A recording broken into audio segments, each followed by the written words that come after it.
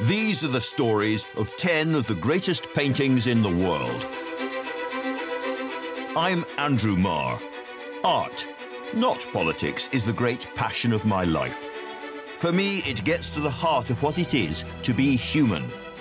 In galleries across the globe, there are great paintings, works made with almost supernatural skill, fierce passion, and extraordinary brain power.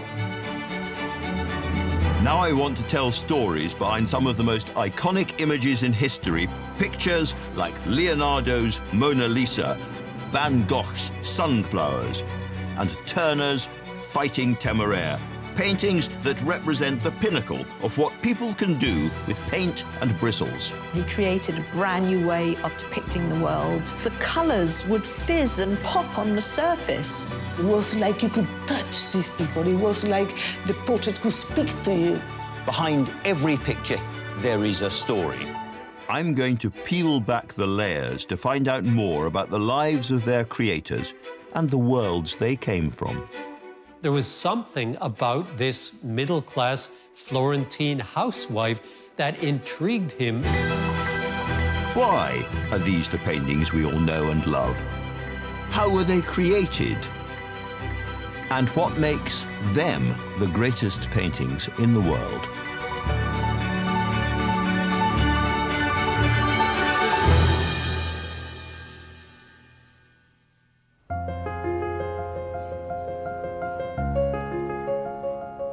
The National Gallery in London is a treasure trove of more than 2,000 paintings. Some of these canvases make us feel patriotic or devout. Others fill us with horror.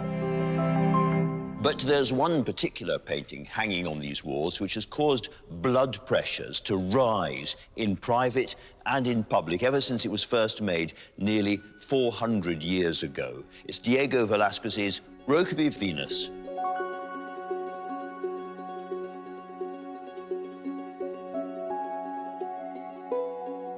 It shows the mythological goddess of love, Venus, reclining very much at her leisure, gazing into a mirror held by her son, Cupid.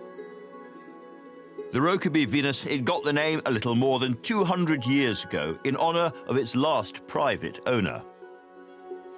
What is really good art? Really good art, I would say, is art that has a physical effect on the viewer. So your heart rate goes up, you feel goosebumps at the back of your neck, the hairs on the back of your neck go up. You have a physical, emotional reaction to what you're seeing, and it might be fear or horror or whatever. In this case, it's certainly a very, very strong emotional reaction. You watch people watching this picture, and they stop and they gasp, and you can tell they are emotionally affected. The subtle magic of this particular Venus is all about watching and feeling. We look at her looking at a reflection of herself, or perhaps is she watching us standing in the gallery? When it was made, this kind of image was outlawed, forbidden, and certainly never to be seen in public. And then many, many years later, when it was already hanging on these walls, it was subjected to a ferocious physical attack. And the scars are still visible even today if you look hard enough. The story of how this simple-looking painting has triggered so many different and powerful responses is itself quite a tale. And it's one that begins with unlikely origins in that glittering era when Spain dominated the world. The Spanish Golden Age was an extraordinary time in European history. Spain was an empire. Spanish territories extended beyond Iberia to Italy, to Northern Europe, and to the Americas. It's conquest, colonization, expansion, and trade. They have an unbelievable amount of money, silver and gold, coming from the New World that could pay for the arts and, the patronage of arts. It was into this world of massive wealth and huge opportunity that Velasquez was born in 1599 in Seville. He came from quite a large family, one of 6 children, very educated. He was very talented from a very, very early age. And when he was aged 11, he went and studied art as an apprentice to the local artist. The city was famed for its flourishing art scene, and the young Velasquez's new mentor and future father-in-law, Francisco Pacheco, was an influential figure across Seville. Although, as these two paintings show, the first of a merchant couple by Pacheco, and the second one of Pacheco by Velasquez, it didn't take long for the young man to surpass his rather wooden master, a talent that would culminate in the Rokeby Venus.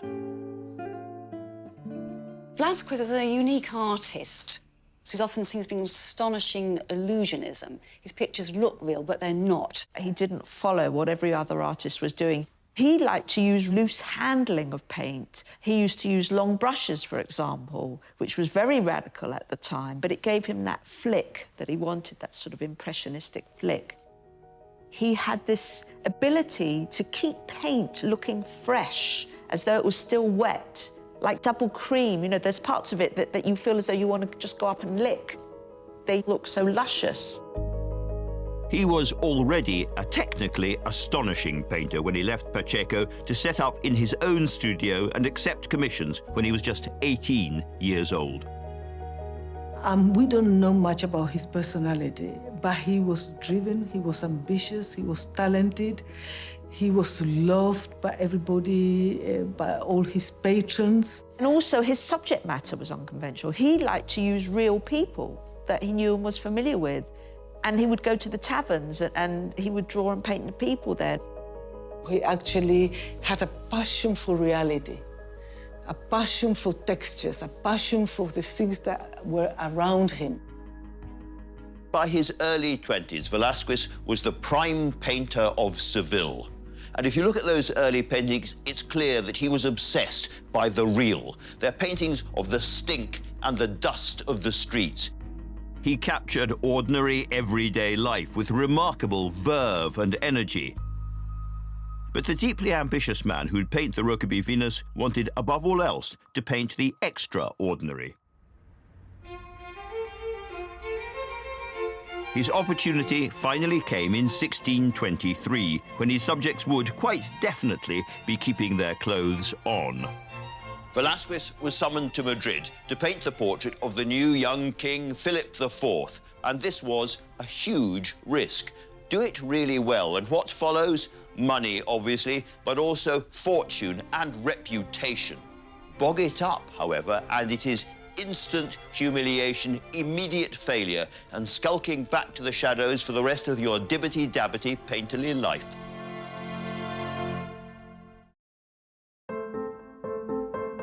The National Gallery's Rokeby Venus is a jewel from the Spanish Golden Age. It's the work of Diego Velazquez, one of the most precocious, ambitious and brilliant painters the world has seen. I think the wonderful thing about Velasquez as a painter is the way he just loads his brush with a bit of paint and uses no more than he actually absolutely needs. It's an extraordinary self-confidence in his painting. The brushwork is quite loose. The edges of Venus's body are almost impossible to pinpoint. They're the opposite of the very hard drawing of the Renaissance you get so often. And so if you look at the little strip of cloth being held by the Cupid over the mirror, there's just tiny little flickers of paint, tiny little bits of white and pink, almost no paint there at all, and certainly it's not delicately painted in because he didn't need to. He gave the impression. This is remarkably modern painting. It almost feels like an instinct he was born with, but Velasquez would need more than that to make a successful career in 17th century Spain. From the time he first stepped into an artist's studio, aged about 11, it was clear that Velasquez had real talent, and he didn't have to wait very long into his maturity for his first big break.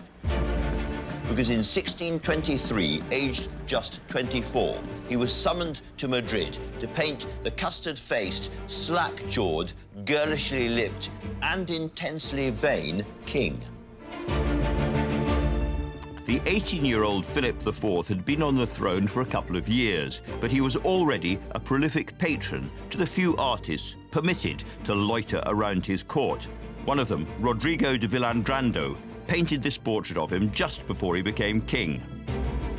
If Velasquez could nail this all-or-nothing commission, he'd be set up for life.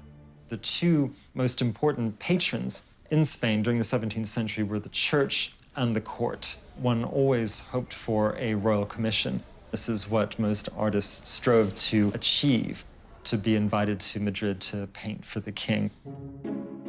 It was a dream come true for Velasquez. His subject, however, was about as challenging as could be. I think it may have been difficult for Velasquez to paint a flattering portrait of Philip IV. They say of the king that he only ever smiled 3 times in his whole life, and that he was very inward, kept himself to himself. If he was out at a public affair, very often people would do a double take because he was so still they thought it was a statue. After weeks of working and no doubt taking a mighty deep breath, he unveiled his portrait to the wary king. Philip was absolutely impressed. He said it was extraordinary, that it was amazing, that it was lifelike, and nobody ever painted like he did. It was an amazing portrait. To see him in a painting as though he's human and actually got blood in his veins was something quite extraordinary. He was so flattered, and he wanted to have Velasquez as the only painter who portrayed himself and his family. For a man still only 24 years old, this was a remarkable rise to the heights of his profession.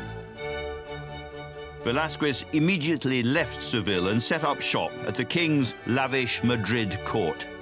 Life inside the royal palace for Velasquez was amazing. He had his own studio, he had medical cover, he got a wage, food, lodgings. He was invited to be even wardrobe master to the royal family, decorator to the palace. He travelled around and bought works of art for the palace. He was treated as though he was royalty himself. He particularly became King Philip's friend. Philip was very stiff to everybody else and courtly. He made this persona, but with Velasquez, he was very relaxed. Velasquez's new patron was a rich king who loved him. Surely here was an artist who could now paint whatever he wanted, including a classical nude, as all recent great artists had done. Absolutely not. Why? Because this was the heyday of the infamous Spanish Inquisition. Its purpose was to combat heresy and to maintain Catholic orthodoxy. Founded in 1478, this was the most formidable force in the Spanish Empire. Religious fundamentalists, secret police, torturers, judges, juries, and executioners in a single organization. It was extremely zealous. The Inquisition meted out dreadful tortures, the rack, or pouring gallons of water down people's throats, all in order to get them to confess to crimes that they maybe or maybe did not commit. The Inquisition was absolutely feared in Spain. It created a climate of terror. It created that was the most terrible thing. The Inquisition's tentacles reached into all areas of life, from everyday moral decisions to the standards of high art. According to the rules of the Spanish Inquisition, producing images of female nudes was considered indecorous. They were considered something that may provoke unwanted sex or even rape. So the power of the painting was more than just the paint. If you were found to have any of these paintings, you would be expelled from Spain. And of course, the paintings would have been destroyed. To make things a little more complicated, his father-in-law, Francisco Pacheco, was in charge of assessing paintings on behalf of the Inquisition. And so it's easy to see for the time being why Velasquez didn't stray far from the palace. Besides, limited subject matter wasn't going to curb his vision.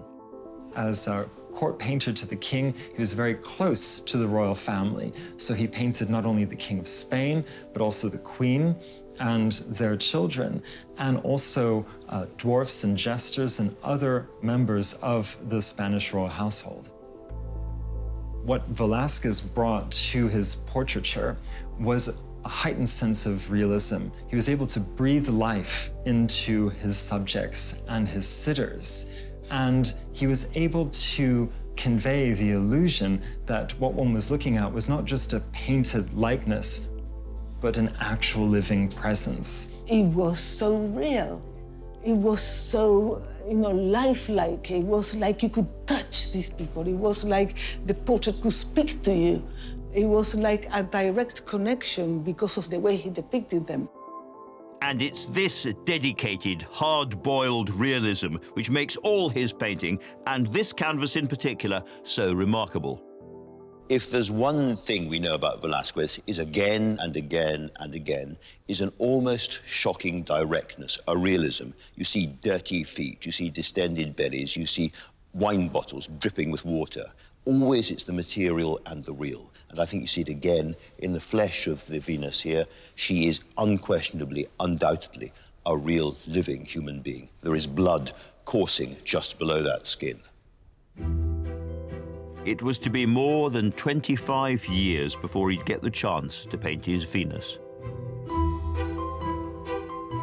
That window of opportunity finally opened in 1649, when the king permitted the now 49-year-old painter to pack his easel and brushes and head for Italy. Velasquez went to Italy in order to learn from Italian artists, from Renaissance artists, and also from his contemporaries. Also to just have more experience outside the court that was very restrictive. He wanted to explore new subjects, which were not the royal family, and in Italy he could do this.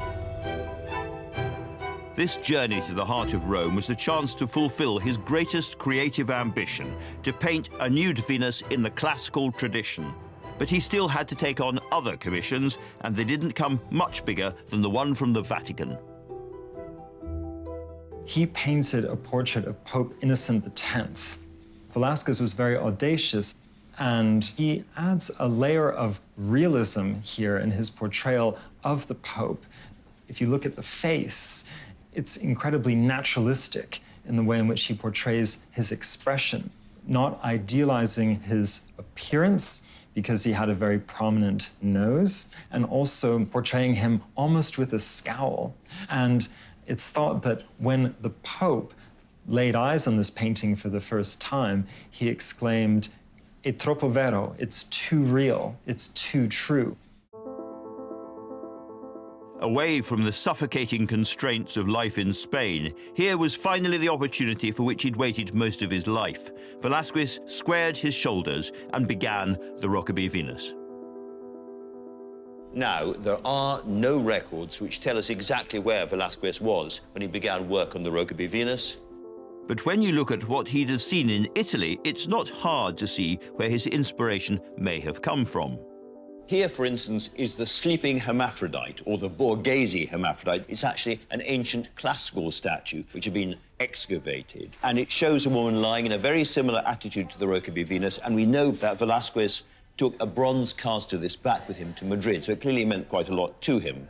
And then here we have two examples of the most blatant, full frontal nudes done up till then in Western art. This is Giorgione's Sleeping Venus, now sometimes attributed to Titian, and she's absolutely full frontal. And here, finally, is the very famous Venus of Urbino, painting definitely by Titian, and as it were, the reflection of the Rokeby Venus from the front rather than the back. In this case, Venus is full awake, and she's looking at us with a very frank expression indeed. And what we have to remember is that these are images that Velasquez could not possibly have seen in Madrid. They would have been forbidden. He had to see them in Rome. We will never know for sure who his model was or how long he took to capture her. But what we do know is that Velasquez's painting took the traditional nude portrait into a new dimension. And for such a radical, substantial change, he used the very lightest of touches. It's a very soft painting, very few colours in the image. It's really only pinks, greys and a bit of blue. If you get up close to that painting, it's very difficult to distinguish one brush mark from another. which gives it this lovely sort of pearly quality. He's really fascinated by the whiteness or the paleness of her flesh. And he obviously deliberately uses, perhaps rather provocatively, the black sheet to enhance that sense of paleness. So it's quite a sexy picture. But it's impossible to believe that this was just an erotic exercise for the painter. There is enigma and subtlety in this painting. It adds up to much more than the sum of its parts. I mean, it's a really puzzling picture. It's deliberately ambiguous. It's unusual at the time in that he's presenting the nude from behind. Usually the nude was painted reclining, but facing the spectator. But here she gazes back at the spectator via a mirror. If you look at the reflection in the mirror doesn't quite add up, so it's not really a reflection of Venus. First of all, the face in the mirror is much older than Venus's, so that might be a way of saying nothing lasts forever, everything is temporary, and everything ages and gets uglier and drops south. And if you actually look at the face of the Venus, she's got this sort of slight blush and quite a petite face, whereas the face in the mirror is much larger, it's blurred, and it's looking out at the spectator. It's sometimes described as the Venus effect, but the proportions seem to be all over the place, which adds to the mystery. It's not especially clear whom she's looking at. And this is an open question. He deliberately leaves it open. He deliberately leaves it ambiguous. Is she looking at the spectator? Is she gazing at her own reflection? The mirror is key to this image, front and center. It's the focal point of the canvas. But more than that, from here, Venus can see exactly who's looking at her. Velasquez made a painting that's really all about how we look at it, the feelings we have in response to his subject. Titian's nudes are often described as being unrealistically curvy, but Velasquez's Venus was frank. This is a real woman. You take the models and you add the Velasquez touch, material, direct, earthy, frank, blatant, and you get something that had never happened in quite this way in Western art before. Velasquez loved his time in Italy, the free and easy ways of Italian life. Unfortunately for him, his year in the cultural sun couldn't last forever. King Philip IV was desperate for his return, so in early 1651, Velasquez finally headed back to Madrid. But what would he do with his newly painted Venus, a canvas that could get him into serious trouble with the Spanish Inquisition? He rolled her up and took the Rokeby Venus back to Madrid, back home. Venus undraped in the lion's den. Risky. So why would Velasquez take such a gamble with his own personal safety for this image? This remarkable 17th century masterpiece, popularly known as the Rokeby Venus, is by Diego Velazquez. Velasquez was the great painter of the Spanish Golden Age. There was nobody who came within a country mile of Velasquez's ambition, the cheeky, fluid directness of his brush, and the sheer force of his intellect. And yet, amongst all those wonderful portraits, the mysterious court scenes, the battle paintings, the Rokeby Venus stands out alone. Because nudes were outlawed by the Spanish Inquisition, Velasquez had painted her in Italy, but then he took the monumental gamble of returning to Madrid with his canvas. Why on earth did he take the risk? Well, he seems to have had a buyer lined up for it, and remarkably, the evidence is still there in black and white at Madrid's Casa de Alba archive. Dr. Mar is a local Velasquez scholar. This is the inventory written in 1651, the 1st of June, on the belongings of the Marquis of Elite. There are many entries, as you can see, and each number is possessions of the Marquis, and in this case, paintings. And the one important for us is this one, number 222. And in this case, it's very well described. It says, una pintura en lienzo, a painting on canvas, that's important, of a nude woman lying on clothes Pintada de espaldas, painted from the back, leaning on her right arm and looking at the mirror, held by the boy. De la mano de Velázquez, by the hand of Velasquez. We know that that picture was in that collection. And we know that picture was painted by Velasquez. So who was the Marquess of Elitse? Well, he was a well-known nobleman and a flamboyant roué. He did know a lot about art, and he knew what he liked. He was an eccentric guy, an eccentric collector of women, an eccentric collector of art. He was one of the most important collectors in Spain. He was a very powerful man. He was about 30 years younger than Velasquez, and he was very charismatic. He was apparently very ugly. The Marquis, yeah, he wasn't a very handsome man, but he enjoyed life, and he liked women very much. Women and art. And he had a very impressive collection of art.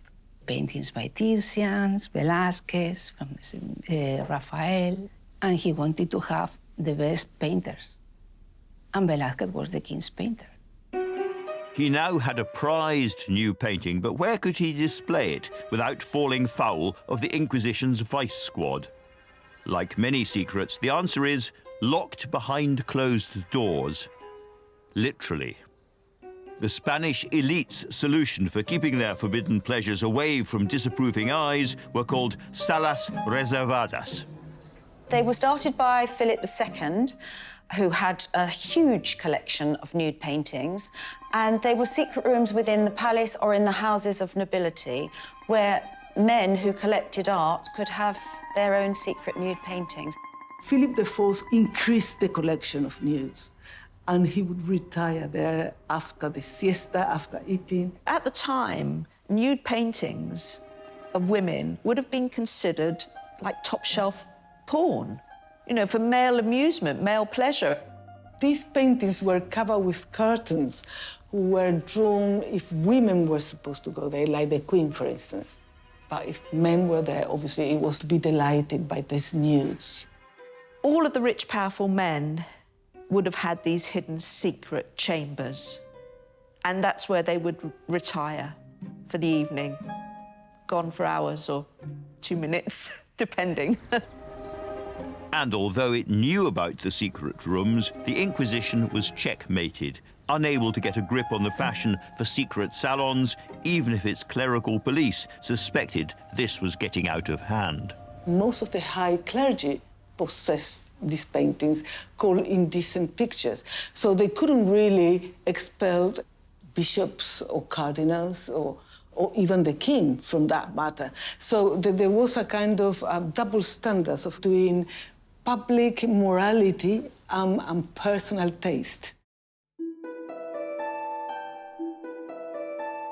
His Venus had a fervent new admirer, but Velasquez returned to his fully clothed subjects at the royal court.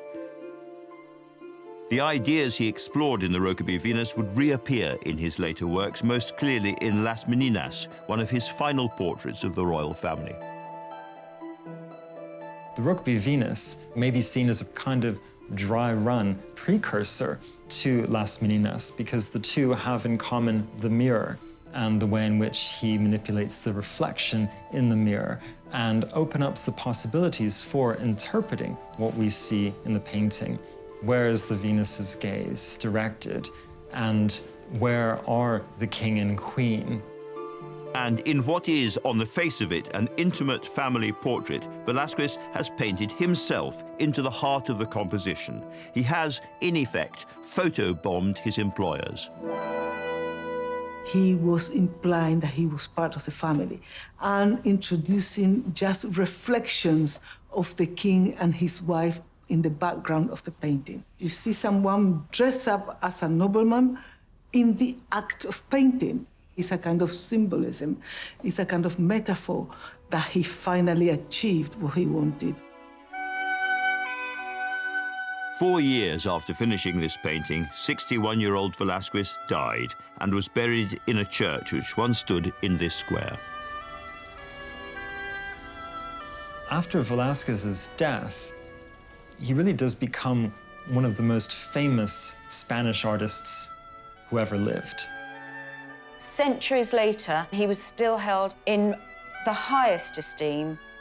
Picasso, Manet, Goya, they all look back to Velasquez and said that he was the painter's painter, he was the greatest of them all. No one has surpassed him. And a painting by the greatest of them all would always find a home. So it was, at the end of the 18th century, Venus became the property of another member of the political elite, a newly appointed Prime Minister, Manuel de Godoy.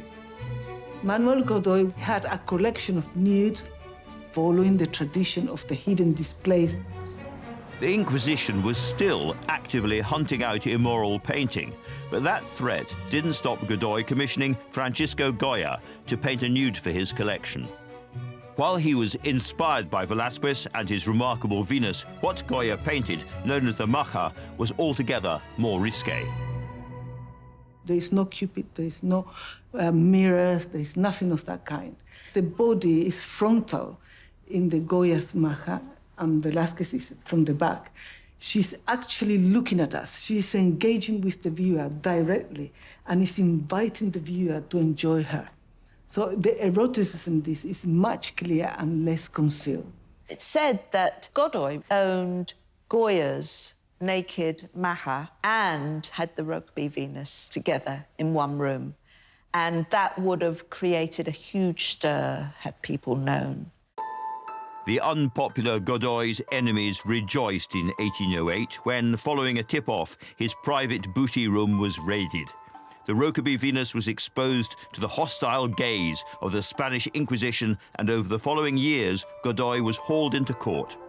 He had to stand trial in front of the Inquisition, and he was asked why he had these paintings, and he said, well, he was an art lover, and he also said that they were following in the great traditions of other great artists like Tintoretto and Titian, but it didn't do any good. The Inquisition forced him to name the artist behind the image far more scandalous than the Rokeby Venus, the naked Maja, and so Goya found himself dragged in to be questioned. He tried to legitimize the portrayal of his nude by comparing it to the Rokeby Venus. He defended the quality and the fantastic composition and colors that Velasquez used at that time for him to emulate. Goya turned around and said, well, no, actually, Velasquez did it before me, and Velasquez was the greatest painter, and I'm just following in his footsteps. It was a clever defense. Velasquez was now beyond reproach, a Spanish hero for the ages who could do no wrong. If he could paint a nude, then Goya could get away with it. And that was basically how he escaped from serious punishment by the Inquisition. Velasquez's Venus had effectively saved Goya from potential exile. So the next chapter of this masterpiece's story is all the more surprising. Set as it is in Yorkshire. After he was disgraced, Godoy's collection was broken up and Venus was sold to another politician, John Morritt, MP of Rokeby Park, near Barnard Castle. So the Rokeby Venus got her anglicised name because of Rokeby Park, where it ended up in the 19th century. And it stays there on through different generations of the family, apparently hung above the chimney piece, so that when the connoisseurs came, they could steal a glance up at it, while ladies could avert their eyes away from the painting. She might have changed country, ending up in a very different part of Europe from where she'd first started. But once again, the Rokeby Venus was hidden behind an elegant private door to be peeped at only by the house guests of Rokeby Park. She was like a courtesan, a kept woman, hidden behind high private walls, no peeking by the plebs.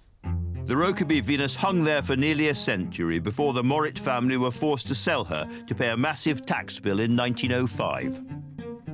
Art dealers purchased the Rokeby Venus and then put her straight back on the market with a huge asking price of £45,000, which would be £5.5 million in today's money.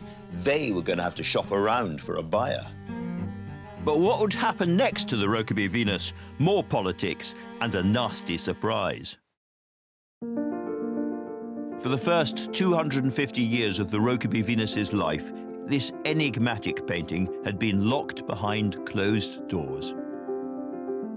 In 1905, this extraordinary piece was put up for sale, and in a shameless attempt to enthuse as many buyers as possible, the Rokeby Venus was sent off on her very first public tour.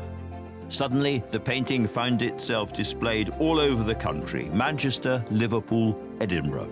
It's extraordinary because it goes from behind a sealed room where it's only for a select pair of male eyes into the public arena where everybody can come and see it for free. And they're amazed by it. And not just the subject matter, but also the painting technique. Not everyone likes the painting. Some people think she's not a very attractive woman. No, she's ugly. She's too thin, she's too scrawny. But I think all this debate, just garners interest.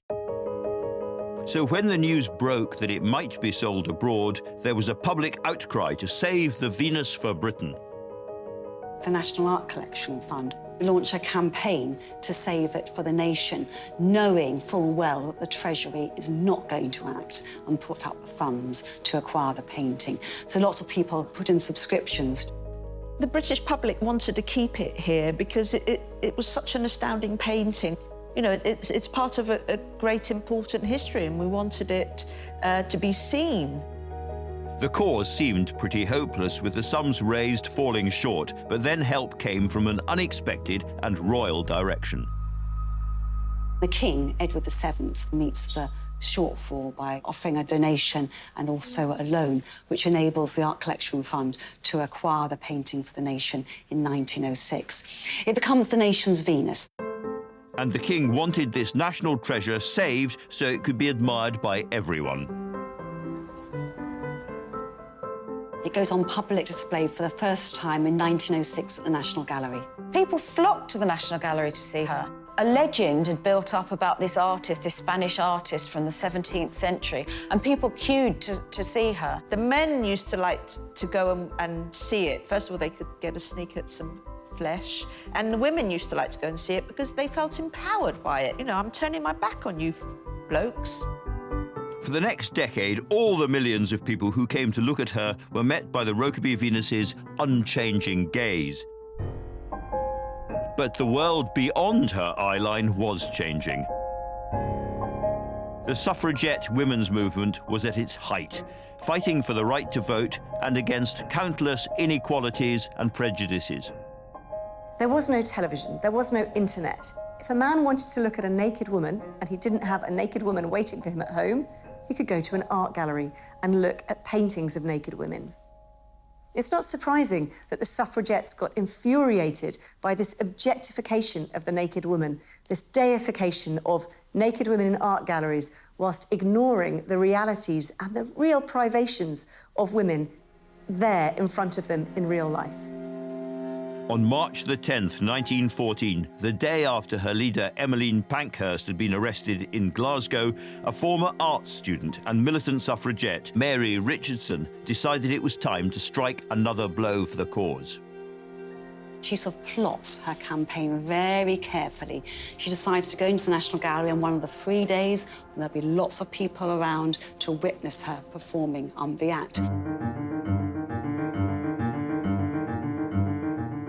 She goes to the room and there are policemen seated in front of the Rokeby Venus. What she had concealed about her person was some form of meat cleaver.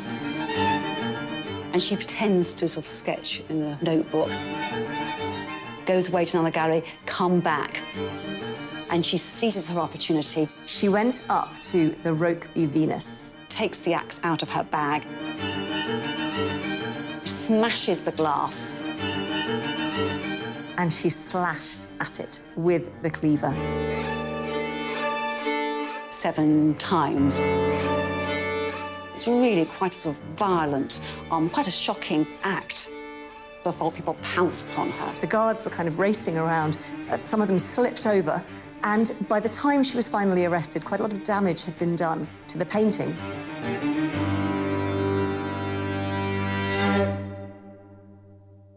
The attack on the Rokeby Venus got into all the newspapers, and the newspapers soon dubbed her Mary Slasher Richardson. Her justification of it was that she wanted to attack this picture which everyone was admiring. All this fuss about a fictitious and unreal woman, whereas a real woman in our history who's making a real meaning from impact, Emmeline Pankhurst, is in prison and she's suffering. After Mary Richardson was sentenced to 6 months in Holloway Prison, the National Gallery set to work repairing the damaged canvas. Even today, more than 100 years later, it remains a painting which divides opinion. What is the power of the Rokeby Venus? I think the power is in what we don't see, what is left to the viewer's imagination. So again, this is a definition of a great artist here. Velasquez doesn't show us everything. The Rokeby Venus remains a very controversial painting. Artists love it, particularly artists who paint and study the nude. It's a wonderful exercise in nude painting. This voluptuous, simple-looking painting of a naked woman is a much, much cleverer picture than it first appears. I think it's not just a testament to Velasquez's talent and ambition, but above all, to his honesty. This is a painter who is prepared to portray gormless monarchs and vicious popes as they really were. And similarly, when he turns his attention to lust, he goes the extra mile. So yes, he has stripped Venus absolutely naked, but look at her face. Look at that expression of cold, withering contempt as she stares back at the male viewer. He has also stripped naked the male gaze, the voyeurism, the lust. I wonder if the patrons who bought this picture and enjoyed it in private even noticed. That is smart. That is painting.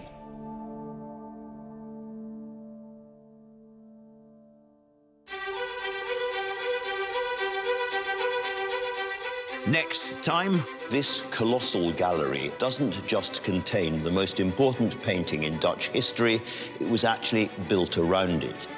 There are exhilarating highs. Rembrandt in those days was really like a superstar.